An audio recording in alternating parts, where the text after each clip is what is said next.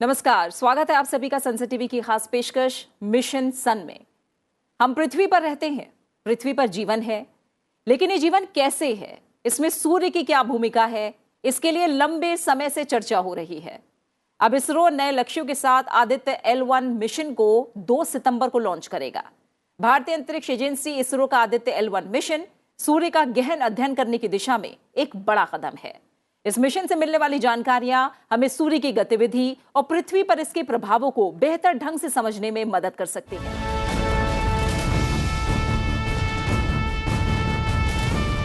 PSLV C57 Aditya L1 mission के लिए countdown शुरू हो गया है। 2 सितंबर को 11:50 पर इसे लॉन्च किया जाएगा। उपग्रह को जरूरी जगह पर पहुंचने के लिए 1 घंटे का समय लगेगा। इसके बाद पृथ्वी से तय बिंदु पर पहुंचने में आदित्य L1 को 125 दिन का वक्त लगेगा। चंद्रयान 3 की ऐतिहासिक सफलता के बाद भारतीय अंतरिक्ष अनुसंधान संस्थान अब सूर्य के अध्ययन के लिए 2 सितंबर को आदित्य L1 मिशन लॉन्च करेगा। आदित्य L1 सूर्य का अध्ययन करने वाला पहला अंतरिक्ष आधारित भारतीय मिशन होगा। अंतरिक्ष यान को सूर्य पृथ्वी प्रणाली के लैग्रेंज बिंदु 1 के चारों ओर एक प्रभामंडल कक्षा में भेजा जाएगा, जो पृथ्वी से लगभग 15 लाख किलोमीटर दूर है। अंतरिक्ष यान 7 पेलोड्स लेकर जाएगा, जो फोटोस्फेयर, क्रोमोस्फेयर और सूर्य के सबसे बाहरी परत का अध्ययन करेंगे। सूर्य के अध्ययन के लिहाज से भारत का आदित्य L1 मिशन बेहद अहम है। भविष्य के लिए कई बड़े और महत्वाकांक्षी लक्ष्य तय किए हैं।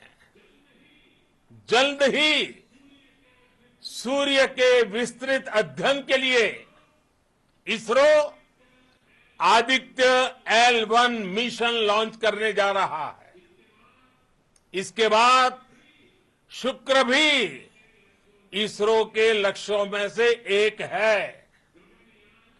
गगनयान के जरिए देश अपने पहले ह्यूमन स्पेस फ्लाइट मिशन के लिए भी पूरी तैयारी के साथ जुटा है। भारतीय अंतरिक्ष अनुसंधान संगठन ने आदित्य L1 को प्रक्षेपित किए जाने की तारीख की घोषणा 28 अगस्त को कर दी थी।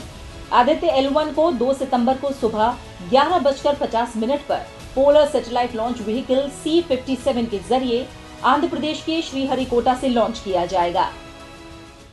It's very important because sun plays an important role in the future of the earth. I think earth is all because of sun, but activities on sun is well studied today, and the solar eruptions, the solar activity do affect the outer planet atmosphere, and this has an impact on various activities or various magnetic and other related activities, electrical activities on the surface.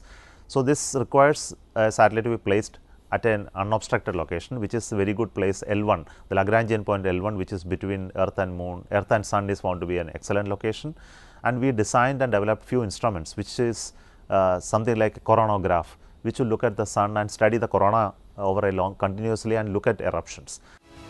धरती पर जीवन सूर्य की वजह से पनपता है। अगर सूर्य की रोशनी धरती पर ना पड़े तो जीवन की उत्पत्ति संभव ही नहीं है। लेकिन हो सकता है एक समय ऐसा भी आए जब सूर्य से निकलने वाली ऊष्मा, प्लाज्मा या सौर हवाओं की तीव्रता इतनी तेज हो जाए कि पृथ्वी और इसकी कक्षा में काम कर रहे सैटेलाइट्स पर इसका बहुत बुरा असर पड़े। ऐसे में सूर्य के बारे में जानना जरूरी है अपनी धरती पर जीवन के लिए। We also will measure the emissions which are coming towards Earth using instruments mounted on the satellite. So these two measurements will complement each other. So we can event and measurements can be correlated, which is currently not possible anywhere else. So this is the uniqueness of that measurement, and over a period of long periods of observation, we will be able to make good predictive models of the activities on sun, and so that we can quickly suppose we observe some activity there, we know after how many years, how many days or hours this activity will have an impact on Earth as well. ISRO लगातार कुछ नया कर रहा है। इसरो आज दुनिया की कुछ चुनिंदा स्पेस एजेंसियों में शुमार है। आदित्य L1 मिशन में इसरो के साथ कई अंतर्राष्ट्रीय महत्वपूर्ण एजेंसी भी सहयोगी की भूमिका में है।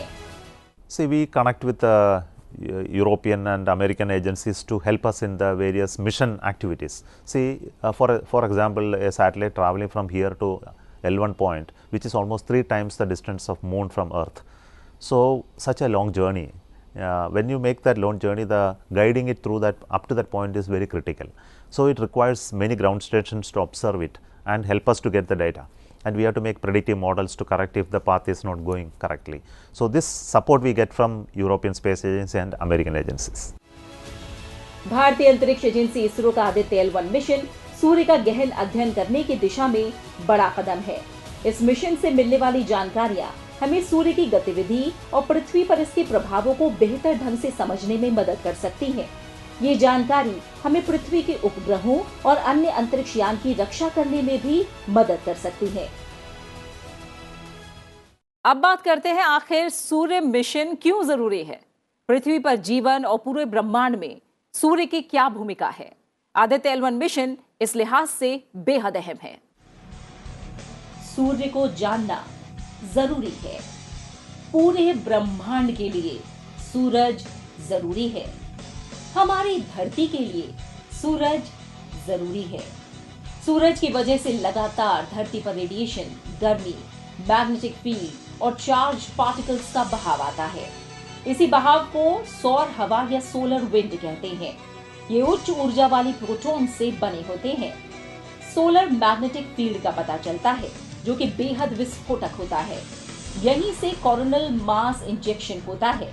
इस वजह से आने वाले सौर तूफान से धरती को कई तरह के नुकसान की आशंका रहती है। इसलिए अंतरिक्ष के मौसम को जानना जरूरी है। ये मौसम सूरज की वजह से बनता और बिगड़ता है। अब अगर बात आदित्य L1 मिशन के मुख्य मकसद की करें, तो आदित्य सूरज के कोरोना से निकलने वाली गर्मी और गर्म हवाओं की स्टडी करेगा, सौर वायुमंडल को समझने का प्रयास करेगा, सौर हवाओं के विभाजन और तापमान की स्टडी करेगा, सौर तूफानों के आने की वजह, सौर लहरों और उनका धरती के वायुमंडल पर क्या असर होता है, इसकी भी स्टडी करेगा। सूरज का केंद्र यानी कोर में न्यूक्लियर फ्यूजन होता है, इसलिए सूरज चारों तरफ आग उगलता हुआ दिखता है। सतह से थोड़ा ऊपर यानी इसके फोटोस्फीयर का तापमान 5500 डिग्री सेल्सियस तक रहता है। सूरज की स्टडी इसलिए ताकि उसकी बदौलत सौर मंडल के बाकी ग्रहों की समझ भी बढ़ सके। सूरज के अध्ययन का मिशन आदित्य L1। आदित्य तो समझ आता है कि ये सूर्य का नाम है, लेकिन इसमें L1 क्या है, क्या कहते हैं इसे, इसका कोई फुल फॉर्म है क्या, ये किस काम आता है, क्या ये कोई जगह है या फिर कोई ग्रह या उल्का पिंड। जानिए L1 के बारे में सब कुछ। सूरज हमारा ऐसा तारा है जिसके बिना धरती पर जीवन की कल्पना ही नहीं की जा सकती। हमारे तारे यानी सूरज की अपनी ग्रेविटी है, यानी गुरुत्वाकर्षण शक्ति। धरती की अपनी ग्रेविटी है। अंतरिक्ष में जहां पर इन दोनों की ग्रेविटी आपस में टकराती है, या यूं कहें जहां पर धरती की ग्रेविटी का असर खत्म होता है, वहां से सूरज की ग्रेविटी का असर शुरू होता है। इस बीच के पॉइंट को लैग्रेंज पॉइंट कहा जाता है। धरती और सूरज के बीच ऐसे 5 लैग्रेंज पॉइंट चिन्हित किए गए हैं। भारत का सूर्ययान लैग्रेंज पॉइंट 1 यानी L1 पर तैनात होगा। दोनों की ग्रेविटी की जो सीमा है, वहां कोई छोटी वस्तु लंबे समय तक रह सकती है, वो दोनों की ग्रेविटी के बीच फंसी रहेगी। इससे स्पेसक्राफ्ट का ईंधन कम इस्तेमाल होता है, वो ज्यादा दिन काम करता है। जहां तक L1 की बात रही, तो ये सूरज और धरती की सीधी रेखा के बीच स्थित है। ये सूरज और धरती की कुल दूरी का 1% हिस्सा है। अब जब आपको L1 के बारे में जानकारी मिल गई, अब इसके बाद बात करते हैं आदित्य L1 मिशन की यात्रा की। आदित्य L1 अपनी यात्रा की शुरुआत लोअर अर्थ ऑर्बिट से करेगा, यानी PSLV XL रॉकेट उसे तय लोअर अर्थ ऑर्बिट में छोड़ देगा। इसके बाद 3 या 4 ऑर्बिट मैन्यूवर करके सीधे धरती के गुरुत्वाकर्षण वाले क्षेत्र यानी स्फीयर ऑफ इन्फ्लुएंस से बाहर हो जाएगा। फिर शुरू होगा क्रूज फेज। ये थोड़ा लंबा चलेगा। इसके बाद आदित्य L1 को हेलो ऑर्बिट में डाला जाएगा, जहां पर L1 पॉइंट होता है। ये पॉइंट सूरज और धरती के बीच में स्थित होता है, लेकिन सूरज से धरती की दूरी की तुलना में मात्र 1% है। इस यात्रा में इसे 127 दिन लगने वाले हैं। इसे कठिन इसलिए माना जा रहा है क्योंकि इसे 2 बड़े ऑर्बिट में जाना है। पहला कठिन ऑर्बिट है धरती के SOI से बाहर जाना, क्योंकि पृथ्वी अपने गुरुत्वाकर्षण शक्ति से उसके आसपास हर चीज को खींचती है। इसके बाद है क्रूज फेज और हेलो ऑर्बिट में L1 पोजीशन को कैप्चर करना। अगर यहाँ उसकी गति को नियंत्रित नहीं किया गया तो ये सीधे सूरज की तरफ चलता चला जाएगा और जलकर खत्म हो जाएगा। इसलिए मिशन को लेकर इसरो बेहद सतर्कता के साथ आगे बढ़ रहा है। भले ही ये भारत का पहला सूर्य मिशन है, लेकिन सूर्य पर स्टडी के लिए अब तक अमेरिकी अंतरिक्ष एजेंसी नासा, यूरोपीय स्पेस एजेंसी और जर्मन एरोस्पेस सेंटर ने अलग अलग और संयुक्त रूप से कुल 22 अंतरिक्ष मिशन भेजे हैं। आइए विस्तार से जानते हैं कि अब तक कितने सूर्य मिशन भेजे गए हैं और सूर्य के बारे में इनसे क्या क्या पता चला है।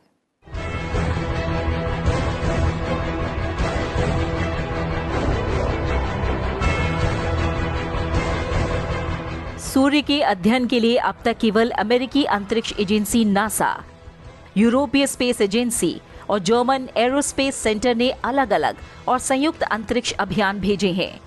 सूरज के बारे में जानकारियां जुटाने के लिए नासा ने सबसे ज्यादा मिशन भेजे हैं।